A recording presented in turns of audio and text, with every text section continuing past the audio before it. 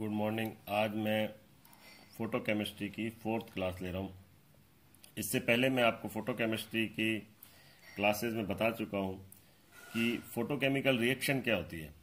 Photochemical reaction वह reaction है जो कि लाइट से इनिशिएटेड होती है, जो कि यूवी लाइट भी हो सकती है और विजिबल लाइट भी हो सकती है, जिसकी रेंज हमने कही थी 200 nm से लेकर 800 nm तक। इसके बाद मैंने आपको बताया था फोटोकेमिकल और थर्मल रिएक्शन में डिफरेंस क्या होते हैं। थर्मल रिएक्शन जो नॉर्मल रिएक्शन हम बात करते हैं, लेकिन सबसे जो मेन डिफरेंस इसमें होता है वो होता है कि थर्मल रिएक्शन वो स्पॉन्टेनियस होती है, जबकि जो फोटोकेमिकल रिएक्शन है वो नॉन स्पॉन्टेनियस नेचर की होती है। इसके बाद हमने लिया लैम्बर्ट बियर नियम, जिसमें हमने कहा था जो लाइट जब किसी मीडियम पर पड़ती है तो जो एब्जॉर्बेंस होता है वो डिपेंड करता है कंसंट्रेशन और थिकनेस ऑफ मीडियम पर। इसके बाद आया था आपके जो फोटोकेमिस्ट्री के 2 लॉ लिए थे, जिसमें फर्स्ट लॉ में हमने बताया था केवल एब्जॉर्ब पार्ट ही किसी भी फोटोकेमिकल रिएक्शन के लिए रिस्पॉन्सिबल है, और सेकंड लॉ में हमने बताया था कि 1 molecule absorb only 1 quantum of light. और फिर हमने लिया था जेवोल्स्की डायग्राम, जहां हमने बताया था कि जब मॉलिक्यूल लाइट को एब्जॉर्ब करता है या क्वांटम को एब्जॉर्ब करता है तो वो एक्साइटेड हो जाता है, और एक्साइटेड स्टेट में वो क्या क्या अपनी पोजीशन या एक्साइटेड स्टेट में वो क्या क्या प्रोसेस को दर्शा सकता है। तो हम कहते हैं कि ये मान लो, हमने कहा कि वो S1 स्टेट में, जो डायग्राम में पहले आपको बता चुका हूं, मान लो वो S1 स्टेट के अंदर है तो मॉलिक्यूल क्या दर्शा सकता है। S1 स्टेट में फोटोकेमिकल रिएक्शन को दर्शा सकता है। दूसरा वो फ्लोरोसेंस को दर्शा सकता है, जिसमें हम कहते हैं कि रेडिएटिव डीके कहलाता है। ये थर्मल डीएक्टिवेशन दर्शा सकता है, जिसे हम बोलते हैं नॉन रेडिएटिव डीके। और वो इंटर सिस्टम क्रॉसिंग बता सकता है, यानी कि S1 से उसका T1 स्टेट की ओर ट्रांजिशन हो जाए। ये जो इंटर सिस्टम क्रॉसिंग है, ये यानी कि यहाँ पर स्पिन मल्टीप्लिसिटी में चेंज हो रहा होता है।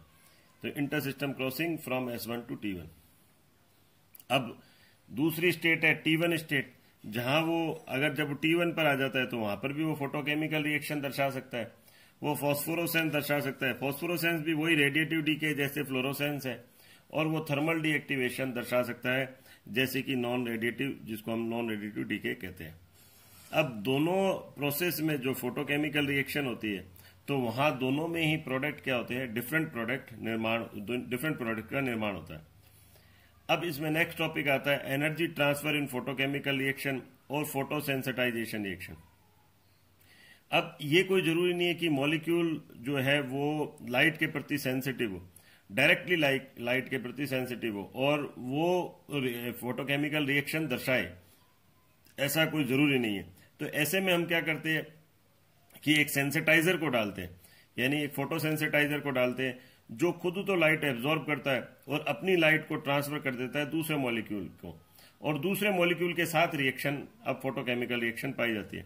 जैसे हमने कहा यहां हमने लिख भी रखा है, there are certain reaction which are not photon sensitive directly, not capable to absorb radiation, but can be made sensitive by adding small amount of certain other material which can absorb light themselves and stimulate the reaction without taking part in a reaction.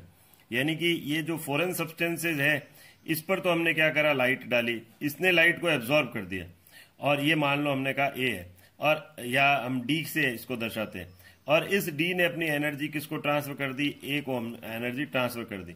तो अब reaction D के साथ नहीं हो रही, बल्कि photochemical reaction अगर ए के साथ हो रही है तो ये डी है, ये फोटोसेंसिटाइजर का काम कर रहा है, या इस रिएक्शन को हम क्या बोलेंगे, photosensitization reaction.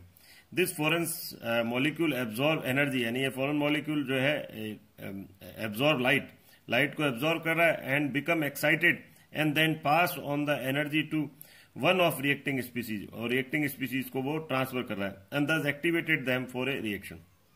Such added foreign molecule is known as photosensitizer, and phenomena is called photosensitization reaction.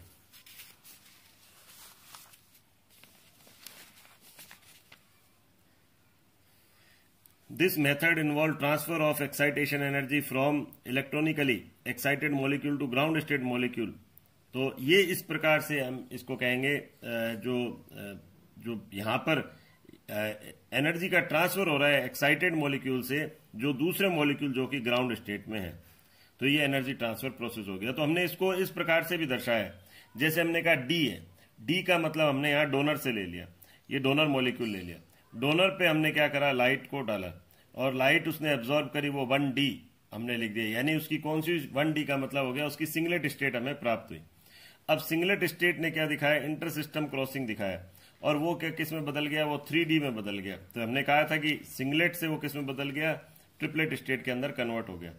ये ट्रिपलेट जो डोनर है ये क्या किसके पास गया, ये एक्सेप्टर मॉलिक्यूल के पास गया, यानी अब ये ग्राही हो गया मॉलिक्यूल, और ये क्या हो गया, दाता मॉलिक्यूल। तो अब इसने इसको क्या कर दिया, ये डोनर जो है वो तो आ गया ग्राउंड स्टेट के अंदर, लेकिन यहां ट्रिपलेट ट्रिपलेट एनर्जी ट्रांसफर हुई, ट्रिपलेट ट्रिपलेट एनर्जी ट्रांसफर, ये इससे इसको एनर्जी ट्रांसफर हुई। तो अब जो एक्सेप्टर मॉलिक्यूल यानी ए जो है वो 3A में बदल गया, और अब 3A जो है वो प्रोडक्ट दे रहा है। तो इसका मतलब यहां जो डी है वो किसका काम कर रहा है, फोटोसेंसिटाइजर का काम कर रहा है। ये डी जो है, ये डी फोटोसेंसिटाइजर का काम कर रहा है, और रिएक्शन किसके साथ हो रही है, वो ए के साथ हो रही है।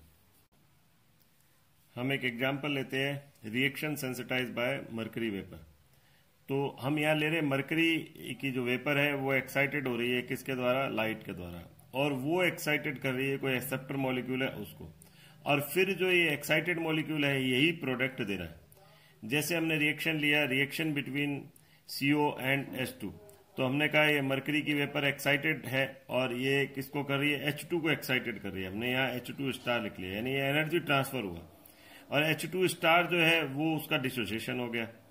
फिर ये जो H है रेडिकल, ये CO के साथ कंबाइन होकर HCO बन गया, HCO H2 के साथ वापस कंबाइन होकर H रेडिकल बना रहा है। फिर ये HCO जो है, HCO ये आपस में कंबाइन होकर HCHO और CO बना रहा है, और आपस में कंबाइन होकर ग्लाइऑक्सिल का निर्माण कर रहा है। तो इस प्रकार डिफरेंट जो है प्रोडक्ट बन सकते हैं इस एनर्जी ट्रांसफर प्रोसेस द्वारा। अब एक एग्जांपल और लेते हैं हम, जिसमें हमने कहा डिसोसिएशन ऑफ NH3। ये भी इसी तरह से मरकरी से एक्साइटेड हमने लिखा है, ये NH3 एक्साइटेड हो गया, फिर उसका डिसोसिएशन हो गया, और फिर वो NH2 जो बना है ये आपस में कंबाइन होकर ये N2H4 बना रहा है, ये NH3 NH2 बना रहा है, ये NH2 कंबाइन होकर N2 प्लस ये 2H2 का निर्माण यहां पर हो रहा है। इसी तरह हम देखते हैं जो फोटोसिंथेसिस प्रोसेस है उसमें क्लोरोफिल जो है वो फोटोसेंसिटाइजर का काम कर रहा है। कैसे कर रहा है वहां पर, कि ये क्लोरोफिल क्या है, लाइट को एब्जॉर्ब करता है, जो लाइट को एब्जॉर्ब करके, और ये रिएक्शन किसके साथ हो रही है यहाँ पर, CO2 और H2O के साथ, जो बना रहे क्या है यहाँ पर, ग्लूकोज और ऑक्सीजन का निर्माण कर रहे हो। क्लोरोफिल हमें ग्राउंड स्टेट में प्राप्त हो गया, यानी ये देख हमने यहाँ पर क्या दिखाया है कि ये एक्साइटेड नहीं है, यहाँ पर ग्राउंड स्टेट के अंदर है क्लोरोफिल। इसी तरह से हमने reaction sensitize by benzophenone. Benzophenone जो है वो लाइट क्वांटा के एब्जॉर्प्शन करके पहले सिंगलेट स्टेट में बदला, फिर इंटर सिस्टम क्रॉसिंग से वो किस में बदला, वो ट्रिपलेट बेंजोफिनोन में बदला। ट्रिपलेट बेंजोफिनोन ब्यूटाडाइन के साथ रिएक्शन कर रहा है, और अब ट्रिपलेट ट्रिपलेट एनर्जी ट्रांसफर हुई, यानी यहां पर कौन सी हुई, ट्रिपलेट ट्रिपलेट एनर्जी ट्रांसफर। तो यहां ट्रिपलेट ट्रिपलेट एनर्जी ट्रांसफर हुई। तो अब ट्रिपलेट ट्रिपलेट एनर्जी ट्रांसफर हुई, तो ये ट्रिपलेट हमें क्या मिल गया, ब्यूटाडाइन मिल गया, और बेंजोफिनोन ग्राउंड स्टेट में आ गया। और ट्रिपलेट जो ब्यूटाडाइन है वो आपस में कंबाइंड होकर डाइमराइज होकर ये 3 तरह के प्रोडक्ट बना रहा है।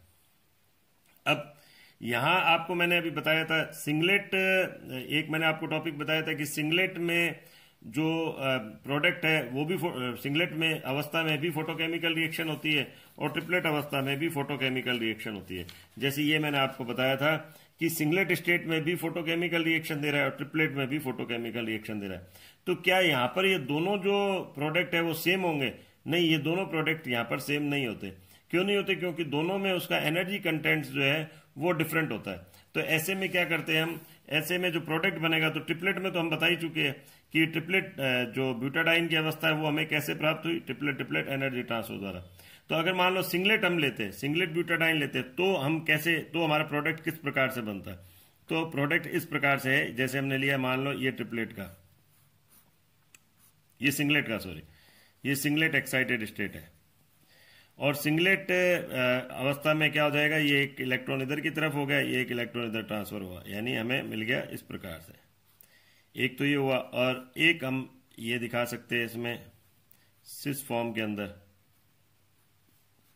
तो हमें मिल गया ऐसे। तो ये हमें किस में मिला, ये सिंगलेट स्टेट में मिला। ये जो मिले हमें सिंगलेट स्टेट के अंदर हमें प्रोडक्ट मिले, और ये ट्रिपलेट स्टेट के अंदर। तो आज एक बार हम इतना ही लेंगे, और नेक्स्ट टॉपिक जो है वो है क्वांटम यील्ड और आगे की ऑर्गेनिक रिएक्शन, जो नेक्स्ट क्लास में होगा। Thank you.